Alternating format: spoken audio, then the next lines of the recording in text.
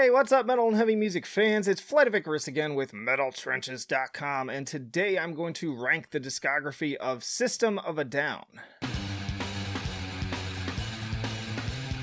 Wake up! And hey, if you like to be kept up to date with the best and brightest metal bands and albums from the underground and above, then stick with me by hitting that subscribe button down below. Alright, y'all, System of a Down. Excited for this one. This is definitely going back to my early formative years of metal, one of the earlier metal bands I listened to after getting exposed to Slipknot's self-titled album, going down the rabbit hole into new metal, and we're going to kick things off right at the beginning with 1998's self-titled album. I love this record. Like, I know some people kind of seem to forget about it because, you know, they blew up with Toxicity and not everybody backtracked, but I'm telling you, this whole album is just stunning. The guitar work is the best guitar work they've ever done, bar none. I love this little harmonic intro, and then the classic System of a Down riffs. And Serge's vocals, too, are just top-notch. This is probably their just more straight-up metal album. It's their most aggressive album. But more than anything else, catchy songwriting, every track, too. Every track is a potential single. Sweet Pea's great. No has this amazing drum intro. Just everyone's in top form right from the beginning, which is just super impressive. Great bass work too. Just so many memorable little hooks. You'll never think we know. Just so good. More little death metal growls too. I love this big drum interlude they have here. So many great work on the toms. Yeah, that whole song. Sugar, classic, kind of their first big single. Didn't blow up quite as big as you know, anything off of Toxicity, but still great. Fun song. Nice little beat there too. Funny vocals. Great music video to go along with this too if you've never seen it. But it's got that classic moment too of where is it? Sit in my desolate room. No lights, no music, just anger. But I'm feeling better. Endlessly quotable. Suggestions, great. Spiders, another really solid single too from their slower, kind of more atmospheric tracks. One of my favorite tracks from them of all time, really. It's really a beautiful, kind of haunting track. D-Devil, Soil. The guitar work on Soil, man. So good. They got these, new metal grooves, but then also things really expand with some guitar soloing here. Let me get to that part. Where is it? Nice little drum fill there, too. Here comes the solo, yeah. They just cook it up on this one. With the drums, too.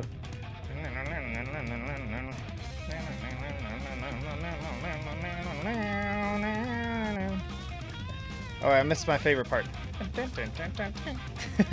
So cool. Oh, and then, of course, one of my favorite vocal moments from System of a Down ever. Why the fuck did you take them away from us, you motherfuckers? Legendary. And then War, another great song too. I love that guitar part. And I could go on and on. There's so many great songs on here, but that's plenty. Spend my whole just review here just talking about this album. It's S tier. Couldn't be anything less. If you never listened to that album or you haven't gone back in a while, do yourself a favor and do so, because it is so good. But let's move on to Toxicity, the big breakout album from 2001. Another great album. It blew up for a reason. Prison Song's a great opener. They tried to build a prison. Dun, dun, dun. I tend to hate whisper vocals, but this is a good example of whisper vocals done right. Another great groove on this one. And then this opening death metal inhale scream. I love the vocals on this. I love the interplay between all the different band members. Because I think you have 3 different band members doing vocals on that track, if I'm not mistaken. Deer Dance, I remember picking this album up along with Iowa and just being like so confused and blown away. And then of course Chop Suey. We can't not talk about Chop Suey. This was my introduction to them. We caught their music video the first when it premiered. Like, it was the premiere of the music video, and we got so quiet watching this thing. It's just so good. It's a great track for a reason. It got overplayed, yes, for sure, but it's still, like, has a special place in my heart. I have so many memories attached to it, and it's just fun to imitate, too. Of course, now there's memes made out of it, too, just like the Mudvayne boom from Dig. ATWA is one of my favorite deeper cuts on this album. Love this guitar riff. One of the earlier guitar riffs I learned how to play from metal, anyways. Just this another haunting. I like their interplay. Like, they have the goofy, silly tracks, and then they have these really serious, just like lots of gravitas behind it. I don't feel her anymore. You don't care about how I feel. I don't feel her anymore. I love doing the little rolled R's too. Serge is just such a unique vocalist. Like, that definitely caught my attention. I love a good band with a vocalist that stands out from the rest. But yeah, then you have sillier tracks like Bounce. I remember my mom read the lyrics to this and she's like, you do realize what they're talking about, right? Science, another fun deeper cut. Lots of little harmonics too. They love the harmonics, I'm telling you. Toxicity, of course. Another big track, like just great drumming on this one too. Drumming on this arguably more memorable than the guitars, but still really cool. Yeah, fun track, great sing-along, choruses, just big, epic, powerful stuff. And again, I could go on and on with this one. I don't know if this is going to be controversial, but I'm going to put that at A tier, not at S tier. I still argue the self-titled is more consistent. It has more great tracks.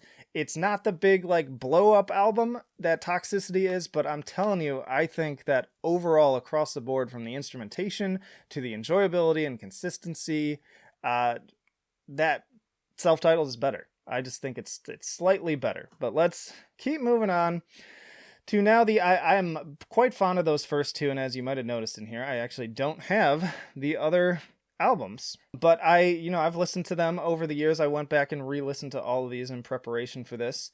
And we got to go first to Steal This Album. And this album's okay. I tend to feel like this is just sort of like a collection of B-sides, more or less, from Toxicity. I know some people really enjoy this album. Sometimes this was like their first album, but it's kind of like all over the place. You got 16 tracks. It's pretty bloated. It's not very consistent. There's a lot of what I would call filler, especially in the first half. I think the second half is a little better. Yeah, kind of a fun track.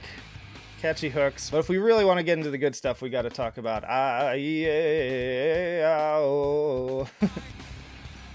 This is a fun track, very fun track. Like, this deserves to be listed amongst their best tracks for sure. Fun stuff here, yeah. That love part too about like just it's like a word salad. It's a great combination of like their silly edge, but then also the kind of more serious side of things too. Highway Song is also good, solid track. Has more memorable moments on it. Not the best, but one of the standouts on the album. And I think Streamline makes for a nice closer too. Like it's pretty like interesting, textured, dynamic track. Goes a lot of different places and actually gets pretty haunting in certain moments with some of the singing. So yeah, overall this is an okay album, but I put it about C tier. I could almost put it at D tier, honestly, but there's enough good on it that I think it warrants not being quite thrown in the trash bin end of the scale. But yeah, it's just okay. But let's continue on to Mesmerize and Hypnotize, which both came out in 2005, one after another. But let's start with Mesmerize. Of course, we need to start by talking about BYOB. Obviously, this was like the big single. And it's fun. It is. It's like a very fun track. Kind of silly. I love how they implement kind of like elements of pop music into the structure, but then blow up into the more like punk rock attack. And where the fuck were you? Fun stuff. Great for singing along, like the chuggy parts. It's very dynamic. I will say, though, it's too long. It is over long. Like, it kind of just repeats itself after it plays through. I feel like the song, if it ended at like the 3:50 mark or so, it would be like the perfect track. But after that, it just like starts over again. And that always bothered me. And maybe it doesn't bother everyone, but I just feel like if you're just going to repeat the same thing over again, don't even bother. Like, just move on. Like, go on to the next thing. And then also, that song was so overplayed. I think that was part of the reason why I kind of had a grudge against these albums for a while, was I just got so annoyed from hearing that track and just really started to hate it. But there's been enough distance that now I don't feel quite that same way. The album overall, though, is pretty concise. It's only like 35 minutes long, and I love that. Like, I love a good, tight album. Get in, get out, don't overstay your welcome. Other solid tracks, I like Ravenga of the deeper cuts. Some fun vocals on this one for sure, catchier moments. Radio Video, of course. And now I'm on the video. Another great sing-along one, and another one where it's a great balance of like the fun, kind of silly side, but also the kind of sad, sorrowful sounding side too. Like the little accordion here. Yeah, really fun track there. Violent Pornography too. Dark track, but like kind of, again, they put their trademark sort of like black humor on it. Like heavy concept stuff again, but definitely just like still turned it into like a fun, almost danceable track. Silly vocals. Great time. I can't like not smile at least listening to this. Question, of course, another great single. This one on the softer, again, more kind of melancholy side of things, darker, and really powerful. This soaring chorus, man, like that was just made for the radio, especially around this era. Like there were so many songs like that was the thing, and then the faster part then. Nice little scream here too. But yeah, Question, fantastic track. And then another deeper cut, Lost in Hollywood. Great closer. Great, just sorrowful, sad, just powerful. Like I almost tear up and get like goosebumps listening to this one. Big message too. I feel like this message is more relevant than ever too, as more and more stuff comes out about Hollywood and kind of the goings on behind the scenes. But yeah, so great. Excellent closing track. So overall, like I gotta say, I'm kicking myself for not sleeping on this album a lot. It's not that I didn't listen to it. It's just that like I had kind of a grudge against it. I feel like I didn't give it a fair shake, and it's not until really right now and re-listening to it again that I'm recognizing just how good it is. It's close to A tier. I can't quite put it there. I'm going to put it at B tier because it doesn't quite have the same legendary status. And, it could creep up though, because if I spent more time listening to it, I think in terms of consistency and sort of the power of the tracks, and again, sort of the gravitas behind it, I'd argue that it might even be better than Toxicity. But as far as like the records I enjoy sort of listening to the most, I'd still kind of have to put Toxicity higher. And again, for the level of kind of recognition that Toxicity deserves. But let's wrap this up going to Hypnotize, the other half of this kind of 2-album series. Yeah, Attack is a great opening track. This is a solid album. It's not quite as memorable as Mesmerize, I would say, but it's still quite solid at like 39 minutes. There's not a lot of like filler. There's no bad tracks. It's just that the tracks aren't quite as memorable. Of the tracks I really do enjoy, Attack. Also, Tentative. This is a really solid track. Another great chorus. Good sing-along moments. I like the cover of this album, too. Kind of wondered if that's supposed to be Kali, because it looks a lot like Kali. Holy Mountains is also really good. Another one of their more kind of powerful, mournful, darker-sounding tracks. Good sing-along moments, though, too. I'd say overall that this is kind of their most, like, serious album overall. I mean, it does have its sillier moments with the banana terracotta pie whole nonsense, but overall I'd say this is like 85-90% like more their just serious side without a lot of the goofiness, so makes for kind of a different listening experience. But yeah, overall, I can still put that one at B tier too. It's definitely better than Steal This Album. It's not quite as good as Mesmerize. So if I'm ranking them, ignoring kind of the tier stuff, it's Steal This Album's the worst, then Hypnotize, then Mesmerize, then Toxicity, and then the self-titled. But ranking them here, those are pretty on the level, which is good because they're double albums, so they should be kind of at least as good as each other. But yeah, those are my rankings for System of a Down, and this was fun kind of going back down memory lane. I always like talking about bands that I listened to way back in the day, but now it's your turn. Let me know down in the description, what's your favorite System of a Down album? What's your least favorite? Where do you feel like I got it right? Where did I get it wrong? But that'll do it for now. Flight of Icarus signing off. I will see you in the trenches.